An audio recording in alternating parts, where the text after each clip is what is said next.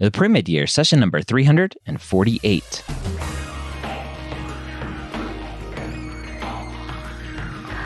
Hello, and welcome to the Pre-Med Years, where we believe that collaboration, not competition, is key to your success.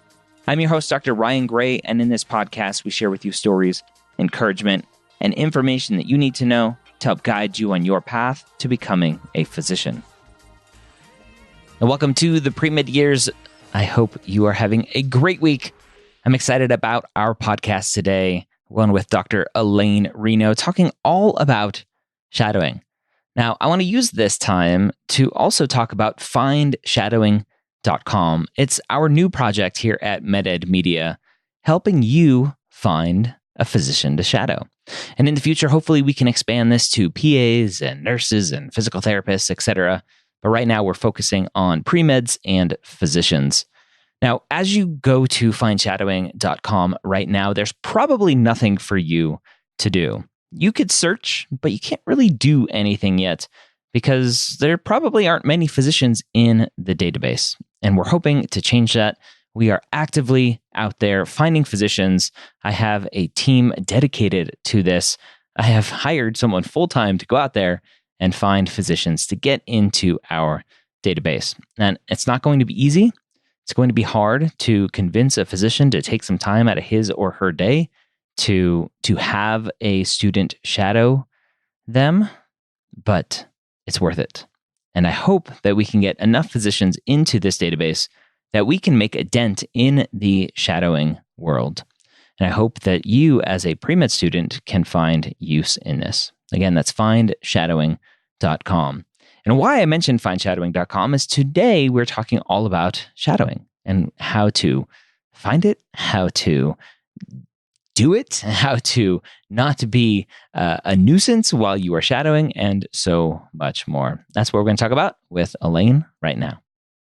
Elaine, welcome to the Pre-Med Years. Thanks for joining me. Thanks for having me on the podcast. I'm excited to have you back on. This is not your first time on the podcast, but I'm excited to have you back on to talk about something that students, number one, freak out about because it's very hard to find. And then number two, freak out once they do find it. They're like, okay, now what do I do? And how do I act? And what do I need to say and not say? And of course, I'm talking about shadowing, the kind of quintessential pre-med activity that I think haunts a lot of students. And you get a lot of students shadowing. But before we jump into that, let's remind the students who maybe haven't heard you before, or maybe those who have, but it's been a while. Talk about kind of your role in the whole medical education world.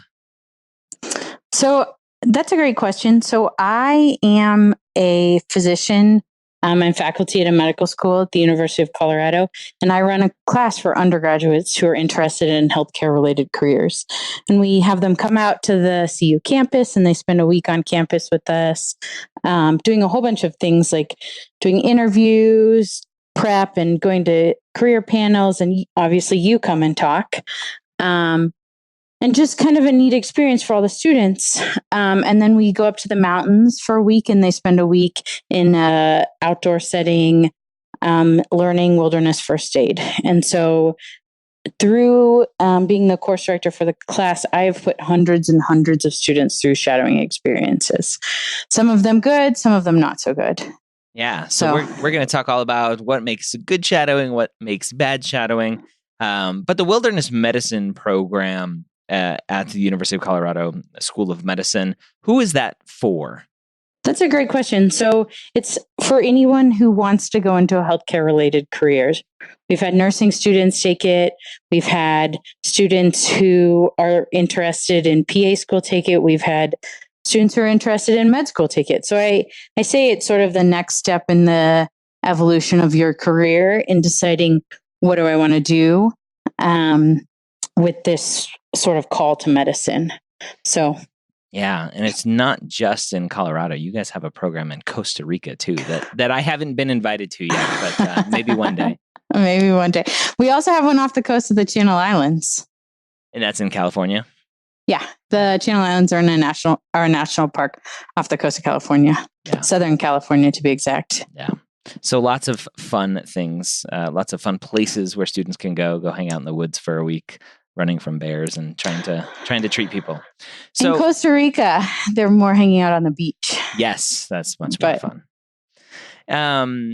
So as an emergency medicine physician, both with dealing with these students in the wilderness medicine course, but also random students who may reach out and contact the emergency medicine department, et cetera, to find shadowing. Let's start with kind of reaching out and how to find shadowing to begin with. I think that's the biggest hang up for a lot of students, especially more introverted students, is, well, how am I supposed to find somebody to shadow if I don't know a physician?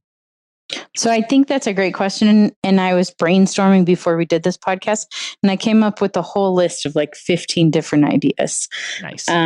So the most basic way is that everyone should have their own personal doctor. And frankly, you can ask to shadow them. I remember asking to shadow my primary care doc when I was thinking about going to med school, and they said yes. And I showed up and shadowed them for a while. So I think the very most basic is that you can ask your own physician if they have ideas about shadowing, and if they have either them or one of their colleagues that could allow you to shadow. Should they be doing this like mid pap smear, going, "Hey doc, while I have you, do you have a spare minute for me to shadow?" So I think that's probably not the ideal time to do it. I think you could do a number of things. So I probably wouldn't like make a doctor's visit to discuss shadowing. I think if you were there for a doctor's visit, you could bring it up. Another way to do it would be to call the office and tell the office that you want to, give the office manager a heads up, like, "Hey, I'm interested in going to medical school. I want to shadow. And I was wondering if Dr. So-and-so could call me back to discuss it." Yeah. Okay. What else you got on your list? So that's only one. The second thing is, I think you can reach out to your broader social circle. So family, friends, mentors, and say, "Does anyone know a doc that allows shadowing, or know any shadowing opportunities?" And I think that's another way to start broadening your social circle and looking for shadowing opportunities. But all of those rely on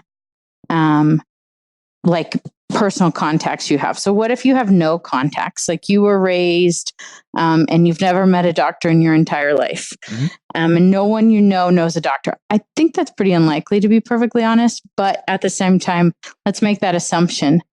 It's very likely. I talk to a lot of students who grow up in rural and underserved areas. A lot of immigrants, they don't have that kind of exposure. And I think it kind of continues the cycle of less immigrants applying to medical school because they're not getting the exposure they need. I think that's probably a valid and fair point. I do think everyone should have a primary care doc. Yep. So, and all your family and friends should have primary care docs too. So, yeah. But that's just my own personal view that primary care doctors save lives and keep us all healthy. So, moving on, the next opportunity would be to shadow. To find shadowing opportunities would be to do things like look for volunteering opportunities. So I was an undergrad. I volunteered in the emergency room at Ohio State. I mainly stocked medical kits, but it still let me meet people and start to like make connections to identify more shadowing opportunities. So I think volunteering, and people think, "Oh, I can only volunteer at the big hospitals." That's what I thought too. I also think you can look for like more community-based volunteering opportunities in medicine. So if there's like a local clinic near you that has a lot of kids, I wonder if you could, look to volunteer there. I had one friend who's now a labor and delivery nurse, but she actually used to volunteer at Planned Parenthood to walk patients to and from the cars to help them feel supported if they were having to walk through protesters. So I think being creative about where you can volunteer and, because the last thing you want to do is like have some volunteer opportunity where you're just sitting there and no one has any real task for you. And you're just like checking off a box on your CV, like, oh, I volunteered. That's not a good use of your time. Yeah. And that's not really helping anyone, including it's not helping you consider if you want to do this as a career. So I think that opening kind of the horizons to where you volunteer and trying to be creative about that is another opportunity. I still have a lot more to go, though. So another way people get shadowing is through actually paid jobs. And there's a lot of opportunity here for undergraduate students. So you can scribe, right? So we have scribes in my emergency department. Most of them are undergrads who want to go to medical school. And they hang out and they do documentation. And then it's their job to essentially be there in the ED, scribing, but also shadowing. Because they follow me everywhere they go. Mm-hmm. So other things I'll put a small asterisk on that because a lot of students ask this question when it comes to applications and how do you categorize scribing on an application? And scribing is technically for an application considered clinical experience and not shadowing, since they are different categories. But a lot of medical schools, especially if you're lacking shadowing, if you have a lot of scribe experience, they'll go, okay, that's okay. That kind of makes up for the lack of quote unquote shadowing. I guess that's valid. I would say scribing is another way you meet physicians. And you get to know a lot of the doctors. I know a lot of the scribes quite well. And then you can use sort of that connection to create volunteer or to create shadowing opportunities. Yep. Other jobs kind of in that vein, so like EMS, like office billing, a reception for a medical office, a medical assistant, all of those sort of fall into that same chunk of like paid clinical opportunities. And the same thing, like you're getting opportunities to see how medicine works. You're getting paid to do it. You're getting to make connections and meet people that you could talk to about shadowing opportunities. And one more I think is a lot less common, but I throw in there would be research opportunities that involve clinical, exposure to clinical care. So I was a research assistant before I went to med school, and one of my jobs was to go into the operating room and collect the primary tumor samples. And so people, like the surgeons would take a portion of it for pathology, but a portion of it was going to our research lab. And the patients were all consented in advance. Like, we want a portion of your tumor to use it to study. And obviously they were consented for the risks and benefits. But in order to get the tumor and to get it fresh and have like the best research value out of it, I was physically standing in the operating room sterile for the entire duration of the case until the tumor came out, and then I left because I was taking that sample with me. So that was a paid opportunity, but had me in and out of the operating rooms, like watching the surgical teams and seeing how they functioned as a group. Yeah, a lot of students look at clinical research coordinator as a job, and that's an amazing job. And I tell students for their application to split it up. That one is like a part of your time. You're sitting there watching. You're sitting in the room waiting for the physician and letting him or her kind of do their thing while you're waiting, so that you can take the patient to the next thing that they have to do for the research. And all of that is shadowing. You just got to split it up on your application. But that's an amazing experience, definitely. I definitely agree. I think, other opportunities. So, for example, the class I teach, the students shadow through that. And I say the same thing to every single one of them that comes through. And maybe 5% of them take me up on it, which is that, you shadowed some during the duration of this class, but at the same time, if you ever want to come back and shadow, like, by all means, just email me and I'm happy to have you come back. And some of them definitely take me up on that. And I work part-time in the ED and part-time in a travel clinic. So some of them come back and shadow me in travel clinic in addition to shadowing me in the ED. Now, a physician's job is hard. There's lots of work. There's lots of dealing with patients and families and lots of documentation. And I know physicians who don't always like having student shadow because it just adds another layer of things to do and somebody to look out for and to answer questions. What's your take on kind of physicians and how fun it is for them to have a student shadow them?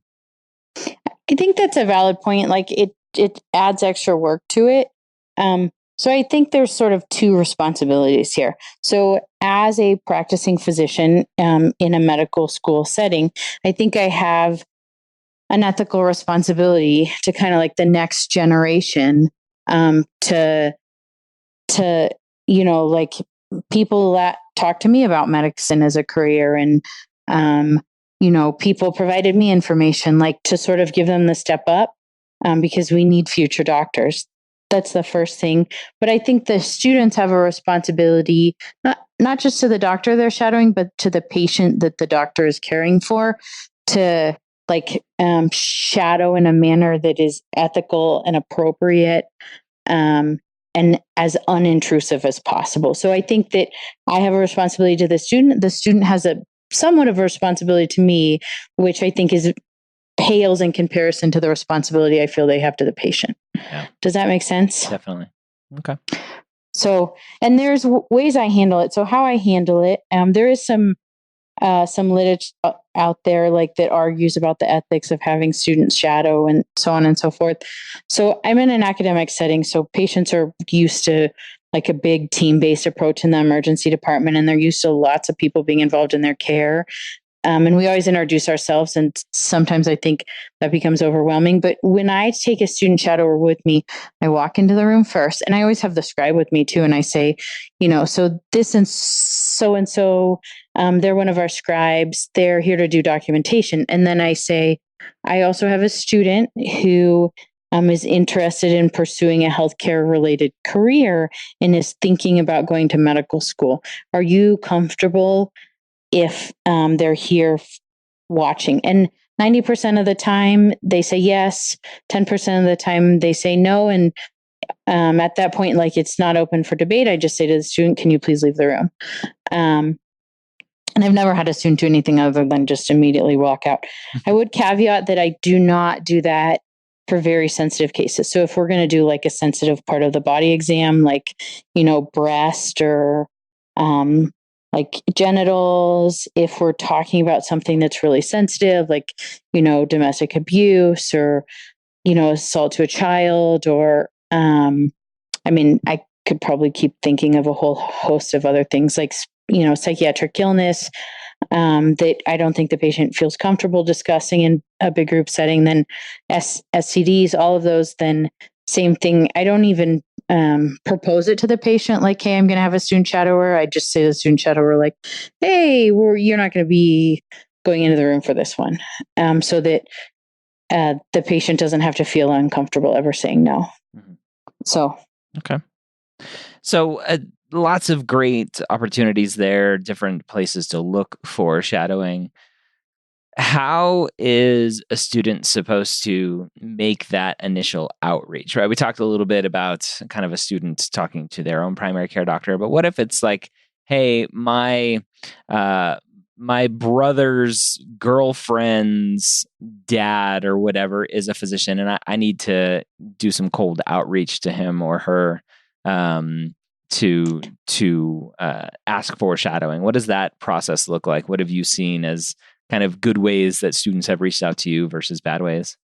So that's a great question. So if there's some type of connection, hopefully the person who is the connection point between all of you can like send an introductory email. Like I get these all the time. Like, hey, Dr. Reno, I'm sending you a student so-and-so. Here's kind of their interest. Would you take the time to like see if you have anything to offer them, essentially? And usually that comes from whoever is like the connection point between you two. And then if you're going to cold email them or follow up to that email, then the next step you want to do is you want short, you want it to the point, but you want it very polite and respectful. So first of all, you should always refer to them as doctor. Like not on a first name basis with them. And even if you are in like a formal communication, refer to them as doctor. That's the first thing. I would be polite. I'd state my purpose in like one paragraph. And then at the end, I'd give them contact information, like please email me at this address or call me at this address. And then I would attach my CV to the end of it. Not in the text of the email, but as an attachment with a notification that if you want to learn more about me, like, here's my CV. And you want your CV to be like pretty polished looking at that point because you're giving it out. You're like sending it out into the world as a marker of yourself. Okay. Does that sound reasonable? I think so. Definitely. So, and then the other thing I say is, I don't know how many emails I get a day. I don't know how many you get a day. A lot. I think it is reasonable to send one follow-up email saying like, dear Dr. So-and-so, like, thank you for your time, or thank you for taking the time to read this email. I sent you a prior email. And I was wondering if, if you'd had a chance to read it and how you felt about shadowing opportunities. And then, I'd be like something like in their court, like, if you feel like that's a possibility, please let me know. And after that, if you don't get anything back, I drop it. So because the last thing you want to do is like, if you don't want to annoy someone or like burn bridges, anything like that. There's lots of people out there to shadow. Like sometimes you have to let some of the opportunities pass you by. So it's not like you go and hang out in the parking lot when they come out of the clinic, be like, you never responded to my emails. Please tell me. Yeah. This is not like after a rock concert where you're trying to get the like guitarists to, I don't know, sign your sock. I almost got run over by a Major League Baseball player after a baseball game trying to get an autograph. Oh, well. I mean, the biggest question I have there is like, clearly the Major League Baseball player was in the car. And he was, not. Yeah. I was waiting. Were you like laying in front of his tires? No, jumping on his hood? No, he just was in a hurry. Apparently his wife was in the hospital giving birth or something. It's somewhat important, I guess. Less important than you getting your autograph? Yes, that's okay. All right. So follow-up email is definitely huge, as you know, as I know, as almost everyone should know now. Emails are kind of coming fast and furious for everyone, and then especially for physicians where they're just so busy following up on emails and keeping track of them is hard. So a courteous follow-up email is definitely something that is okay. So what about if you don't have, right? You talked about kind of that warm handoff to somebody that you may know. What about reaching out? Let's say the student doesn't know anyone and is just kind of going through the phone book, if anyone knows what a phone book is these days, and finds maybe Google, AAA Pediatrics, and wants to reach out to Dr. Smith at AAA Pediatrics. What should that interaction look like? I think that's a great question. So it really depends on what contact information you have. So, if you're interested in a specific area, so the first thing I'd say is like, start with clinics. Like you've never shadowed before. Like you don't need to start day one with being like, I'm going to go watch the next heart transplant. But I would start with clinics, and I'd probably start looking around like places that are known for education, like medical schools, things like that. If you can get someone's email address, I don't think I'd like spam every single email address I could find, but you could pick 2 or 3. You could sort of research like what specific thing they do. And I wouldn't start with stuff like psychiatry. I'd probably start with more like family medicine, things like that. That not that it's less sensitive things discussed, but it it might be a better setting to start in. And I just do the same thing. I'd like send an email and be like, I apologize for bothering you. Like, my name is so and so. I'm interested in a healthcare related career. I want to go to medical school and like give them a 1 paragraph about you, ask them if they're open to having shadowing students. And then I conclude it the same way, like, thank you for taking the time to read my email. If this is something, you'd be interested in allowing, or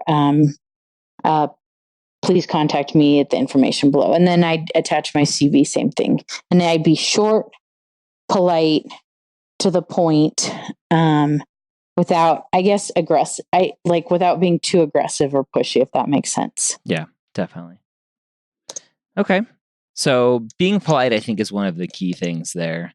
Yeah, that's sort of like a life point. It is huge. And being short and to the point, I think, is huge, because I'll get random emails from students who they send me like 4,000 word just tomes of here's my life story and here's everything going on and blah, blah, blah, blah, blah. And I get to the end and literally I'm like, where's the question? I don't see a question anywhere. It's like when when you were a med student and you got taught to call consults and they were like, what's your clinical question? Yeah. It's the same thing. What is your question? Just because you have a patient doesn't mean I need to come see them. Oh, man. Okay. That's not how my universe works as the ED doc, but yeah. You arrived. I see you. Exactly. So, all right. We have a lucky winner. Student gets approval from the physician, come show up in the clinic on Tuesday. And now all of a sudden the student is searching the forms and going on the pre-med hangout going, okay, my first shadowing opportunity is coming up. Now what do I do? I see them all panic constantly, and they get lots of advice. Some of it is terrible. All right. So what would you give as advice for a student who is having their first shadowing experience? So first, you need to do all the required stuff up front. So for a student to shadow me, they have to have done like HIPAA training through the hospital, through the volunteer services, and they have to have done it in advance. So if you show up to shadow me, I say, have you done your HIPAA training through the volunteer office? And if they say no, then you're done. Like it's over. So you have to make sure that whatever you're required to do needs to be done before you show up. Do not plan on showing up there that day and just doing all your paperwork. Mm-hmm. Like, one, it makes you look terribly unprepared. And two, like, I don't have time to walk you through your paperwork. Like, we're rolling. And so if you show up and you tell me you haven't done the appropriate things through the volunteer office, then I tell you to go home. Like, I'm not going to, like, that paperwork is legally required. Like, I'm not going to violate those terms of the hospital. Mm. So that's the first thing. The second thing is please eat breakfast or lunch or whatever the meal is prior. Like if you're an intermittent faster or like you never eat breakfast, it's going to be a very different scenario. Like you want to be fed and hydrated because the last thing you want to do is pass out. We don't need any more patients. So the next thing, and this is crucial because if I once had a student show up in shorts, and the charge nurses all started texting me, and some like, Reno, what is your student doing? Like, Reno, there's some dude in shorts here who says he's here to shadow you. So I say business professional. I see it often on the forums. People are like, I'm going to wear scrubs. So scrubs are very risky because a lot of hospitals have rules about scrubs in clinical areas. Like they have to be certain colors and certain colors mean certain things. Mm-hmm. I say business professional. First of all, it looks better because everyone looks kind of sloppy in scrubs. They're sort of like adult uncomfortable pajamas. And business professional is not a suit, but for guys, it is probably a shirt and tie. It is collared and it is long sleeved and it is a belt with long pants. For women, it is harder. I say the women fashion is just trickier, unfortunately. Yeah. It's the bane of my existence. So I say no heels because you're going to be moving fast and you want to be able to walk. And I don't think heels are great in a clinical setting. If you're going to wear a skirt, it needs to hit below your knees. Like this is like you are dressing as if you are going to tea with the Queen. With the Queen. Or to give Catholic a school. One or the other. presentation. Never went to Catholic school, nor actually have I had tea with the Queen. But like you want to be polished, presentable, and conservative. So But Elaine, classic, that goes against everything I see online on Instagram with these pictures of men and women in their white coats wearing I don't know what. Apparently that's not to shadowing, right? I'm assuming. no, shadowing is like interviewing. Like you're there to look. Yeah, like you don't want to look particularly fashionable. You want to look particularly conservative and respectable. Okay. If that makes. And so the things I see women do, that the most common is it's like too short, too tight, or too low cut. Those are like the three things that I think I see are like the mistakes that women make. I don't know as much about men's fashion because I just don't. Yeah. So my husband's an engineer, which means, I don't know, they all dress terribly. They all dress terribly with pocket protectors. I don't know. It's like pleated pants have never gone out of style in the engineering world. I'm sorry. Whatever my mom put me in when I was 17 is what I continue to buy. Dockers with pleats. That's all right. They're busy saving the world, so that's okay. So, all right. So we talked about fashion, showing up, doing paperwork, making sure all of that stuff is done. They get there, they're following you around. They have their iPhone out because they're frantically taking notes and doing a bunch of stuff. What does that look like? So the first thing I tell the students is turn off your phone. Like, because one, you don't want anyone to call you. And two, there are very specific rules on phones in healthcare settings. And so your phone should just be off. Like, you don't need to be taking pictures. You don't need to be on Instagram. You don't need to be on Facebook. The second thing is the note taking. It's actually not allowed in a lot of healthcare settings for shadowers to take notes. And that might have been in like a large shadowing packet that someone gave you, and you maybe didn't line item read and highlight all the important points. And so note taking is a no in a lot of clinical settings. And so I just say don't do it. And it's because it's a HIPAA violation, or there's concern for HIPAA violation there. Yeah. And so I think both of those things merit discussion. The other thing is that I see is a mistake I've seen over and over again is you should never post anything about anything related to a patient on any social media site under any circumstances.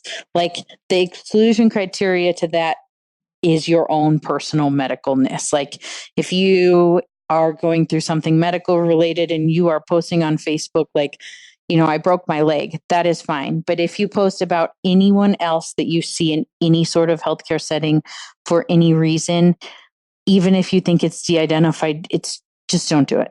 Like, too many people get in trouble for it. It's just a bad call. It's not Facebook worth the consequences. Facebook just doesn't need to know about it. Yeah. But, or Instagram. Yeah. Or Snapchat. But if you don't have a picture, then it didn't happen. That's the rule. Yeah. That's not true, though, because it will have happened on your CV. It will have happened on your CV, and it may have happened if you put it out there that you have a big fine apparently knocking at your door. Yeah, it's a great way to get in trouble. Yeah, I had a talking to at one point. I posted something a long time ago. This was many years ago. Completely de-identified, and one of the physicians from my medical school reached out to me. We're still in contact, and he's like, I can see that it's de-identified, but that image is so unique. If the patient ever saw it and said, "Hey, that's me," like, that's identifiable, and you'll get in trouble still. Yeah, that's totally true. Like weird tattoos, weird clinical stories, all of that. Yep. So like, don't do it. Weird is the wrong word, but identifiable. Like anything particularly unique. Yep. Okay. So if the patient can identify it, even if it's de-identified, it's a HIPAA violation. Which means if you like post a picture of their toe and they're like, "That's my toe," then I know my toe anywhere. Yeah. Even when it's off my body on a tray. I know my toe from a mile away. So yeah. Okay.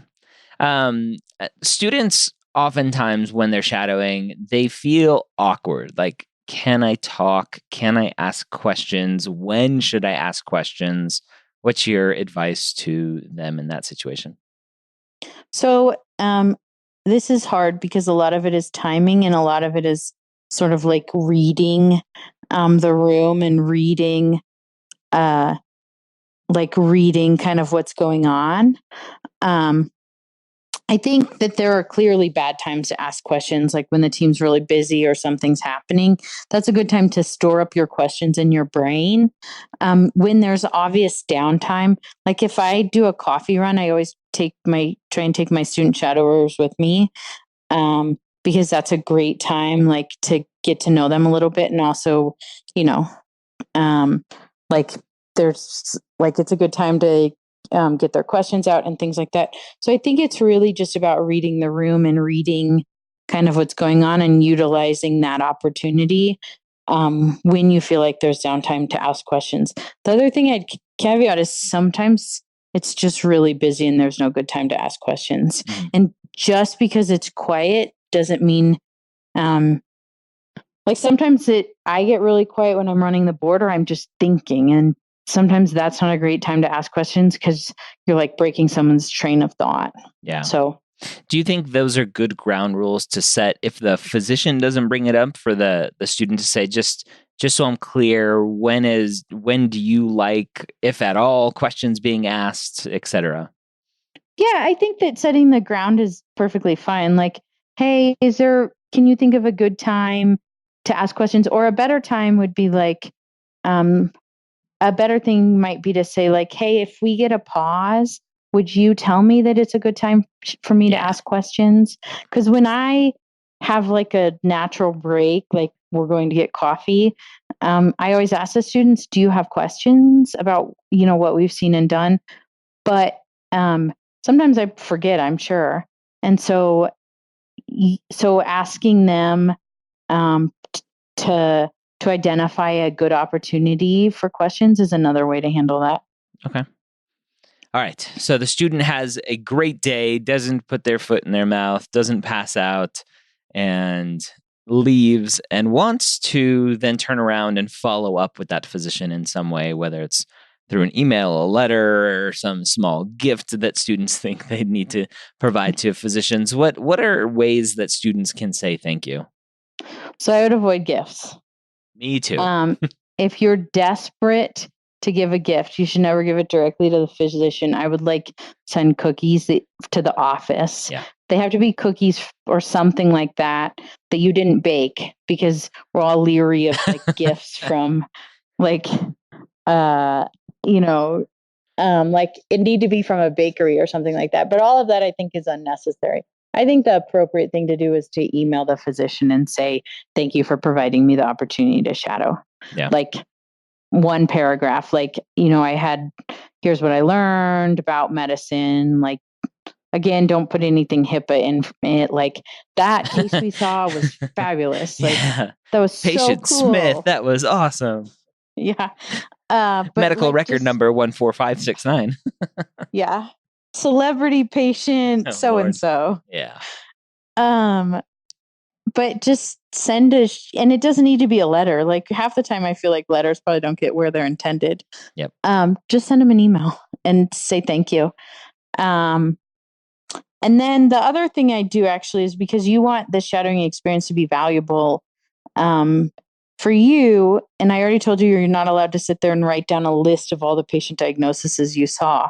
But you are allowed to like go have a personal reflection moment and even maybe like jot down some thoughts, not on like, patient celebrity X has this disease, but on like, how you felt and how the experience um, encouraged you to pursue healthcare or is making you re-question that decision. Mhm. Essentially journaling around your own personal experiences in regards to this shadowing experience, which is something that you can then use later in your personal statement or secondaries. Yeah, So 1000%. I think journaling is something that students need to do more of to be able to reflect on their applications. I've never kept a journal, so. Well, you should start because you never know what a thing you're going to be applying for next. All right, I'll start journaling. So, oops, hold on 1 second. I don't know why the sound is coming through.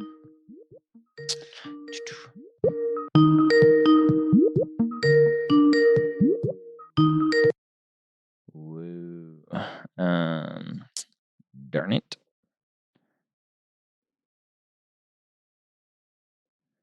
All right, let's see if that works. All right, you still got me? Yeah, I'm still here. All right.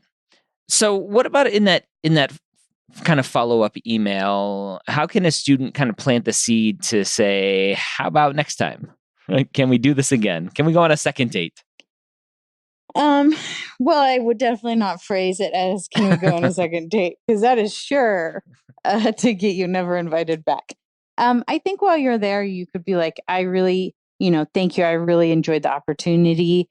Let me know if there's more shadowing opportunities, and you can say something to that effect in the follow-up email. My hospital has like a certain number of hours. Yeah. And so I literally let them shadow up until the hourage where they like meet it. And then I'm like, okay, you're never allowed to ever shadow again. Peace out. Good luck.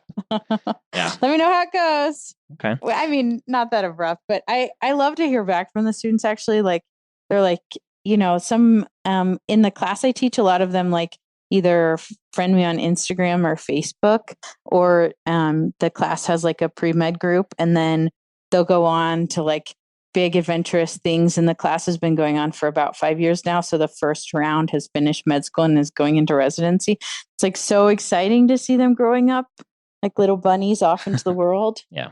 But what about, okay, Dr. Reno, thanks for letting me shadow you for that one day way back when.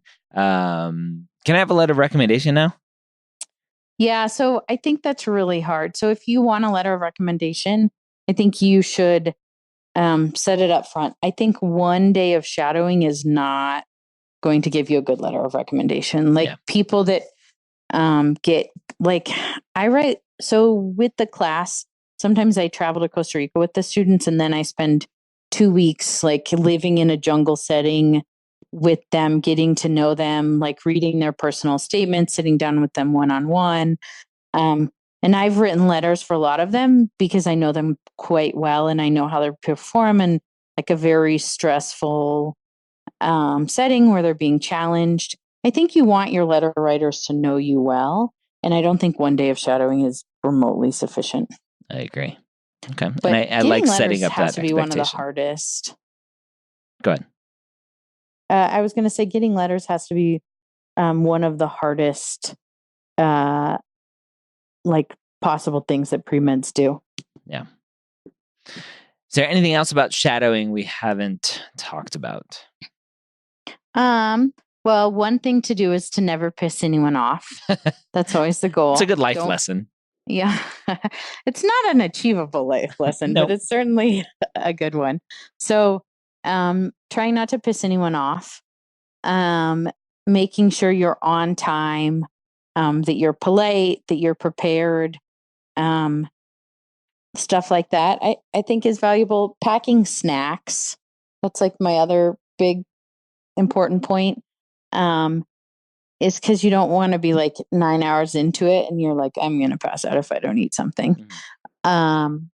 I don't know. That's the best. Oh, and for people who think they're going to be in a setting where they can wear scrubs, I would still dress business casual and pack scrubs. I mean, there is like, it's not like there's going to be no bathrooms for you to change. Yeah. So. Okay. Awesome. Well, thank you for those shadowing tips. And if people want to find out more about the wilderness medicine course, where can they go for that? They can go to www.coloradowm.org, and it's under the pre-med. It's, oh gosh, I should have looked up the title. It's like the pre-med course. Courses. Is there a way to put it in the show notes? It'll be in the show notes, or because I'm super fancy, you can text the word wild med to 44222 and you'll get a link right on your phone. Oh, that is the fanciest thing I've ever heard. Wait, I need that number. WildMed to 44222. 44222. All right, so there you have it. Shadowing 101. This is the ultimate shadowing guidebook. How to be a good shadow, not step on the toes of your attending physician. I hope you got some good information out of this podcast today that will help you excel, help you stand out while you are shadowing. And don't forget, go check out findshadowing.com, bookmark that link, go back to it often, and see if it's available. See if it's open. See if you can find a physician yet as you are listening to this. I'm recording this mid-July 2019, and we're hoping to start onboarding physicians here in the next week or two. So we will start getting physicians into the database. And as soon as we start doing that, we will open it up to students as well. If you know a physician who you think would be great for findshadowing.com, just send them the link. They can go and sign up all by themselves. Hope you have a great week. We'll see you next time here on the Pre-Med Years.